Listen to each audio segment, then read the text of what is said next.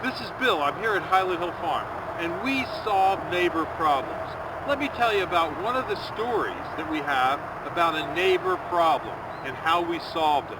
And you're not going to believe this, but I am not a fiction teller. I'm telling you a real, true story about neighbors that don't like each other. Here's what happened. A guy shows up at our yard and he says, I need some big hemlocks. And I said, okay, we have them. I take him out and I show him some in the field. And he likes them and he tags them. He says he wants big 10 to 12 foot hemlocks. I said, how many do you want? He says, I'm going to tag 10. I said, okay. He says, how much are they installed? I said, $600 a piece. He says, that's fine. He says, but they don't have to live. I said, well, what do you mean they don't have to live? And he says, well, the world's going to end in 2012. They just have to live a couple months.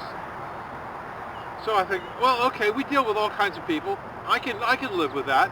He said he needed a tree for in a shady location. Okay, I can deal with that. Hemlocks are good in shade. So I arranged to have the trees dug. He pays me $6,000 in cash green money, whips it out of his pocket. I think life doesn't get much better. So I tell my sons, okay, Saturday you're going to go down to this road down in the other end of Doylestown, and you're going to plant 10 hemlocks for a guy. So my boys dig the trees, and they put them on the truck, and on Saturday morning they take it down and they start to plant. I get this frantic call from my son, Jamie, who he likes everything to be perfect. He calls me up. He says, Pop, this guy's nuts. I said, don't worry about it. Just plant the trees. He says, no, you don't understand. This guy's nuts. He's putting a blue tarp on the trees. It's going to kill them. I said, Jamie, they don't have to last. They don't have to last to the end of 2012 because he claims the world's going to end, so don't worry about it. No, Pop, you don't understand. These trees, he's going to kill him. You're going to have a problem. He'll be back. You're going to see. You're going to handle it. I don't want any part of it. I don't even want to do the rest of the job. I said, just plant the trees, Jamie. Well, he did plant the trees. The guy liked them. Next Saturday morning, the guy shows back up. I think, uh-oh, Houston, we have a problem. The guy comes in the yard and he says, I want to buy 10 more trees. I said, no problem. I hand him the tagging tape. I send him out to the field to begin to tag the trees. 5 minutes later, he's walking out to the field. Another car pulls in. The guy hops out of the car and he says, I'm going to sue you. And I said, what for? He says, you planted trees on my property. I said, well, I don't even know who you are, where your property is. He tells me he lives on the other side of Doylestown. I think, uh-oh, it's probably the guy that thinks the world's going to end in 2012 on that property. I said, do you live on such and such a road? He says, yeah, that's it. I said, well, a guy's out in the field right now, and he's the one that told me to plant the trees there. I sent my boys down to do it, and he says, that's my pervert tenant. He didn't have right to put those trees there. You're going to take those goddamn trees out and you're going to remove them. I said, no, whoa. I'm not taking those trees out because I'm not going back on your property. He told me it was his property. How was I supposed to know? I'm not a land surveyor. He said, you're going to take those damn trees out and you're going to get them out or else I'm going to take you to court. I said, whoa. I said, listen, your tenant's nuts. I know that. He says the world's going to end in 2012. Yeah, he says all that all the time.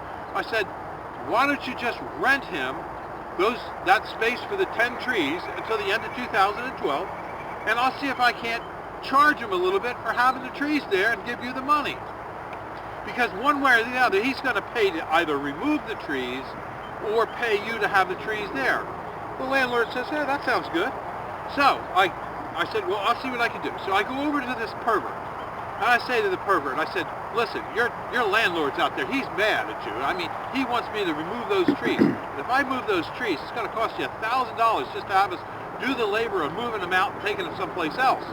I said, why don't you offer him $1,000 and see if he'll let you have the trees there to the end of 2012. Well, the pervert gets to thinking about it. And he says, yeah, that sounds like a good idea. I said to him, well, why don't we do it this way? Why don't you offer him $1,000 to have those trees there to the end of 2012, and then if the landlord goes for that, I'll tell him, but you'll give him $2,000 if he can have 10 more. The pervert says, that's great. So the pervert hands me $2,000. It says, go make the deal. So I walk back over to the landlord and I said, Mr. Landlord, this guy's is nuts. I said, but He wants those trees in there bad, and he'd really like to have 10 more.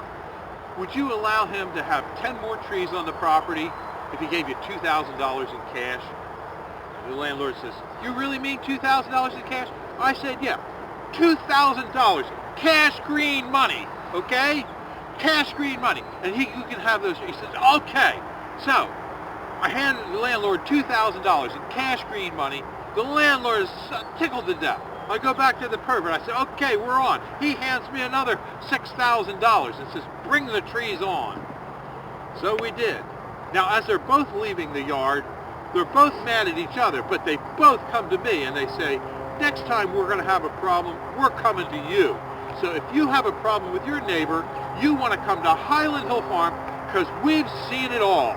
And we can help you with your neighbor problems by putting in our trees, such as this Norway spruce, or white pine, or green giant arborvitae. We have fast-growing trees to help you block out and get rid of that neighbor that you never want to see again in your life. And if your neighbor uses pink on a fence, give it a code pink fence, we have the defense for the code pink fence, and it's called the green giant arborvitae. So come to Highland Hill Farm on Route 313 in Fountainville, PA. We know how to take care of your neighbor. This video is brought to you by Highland Hill Farm.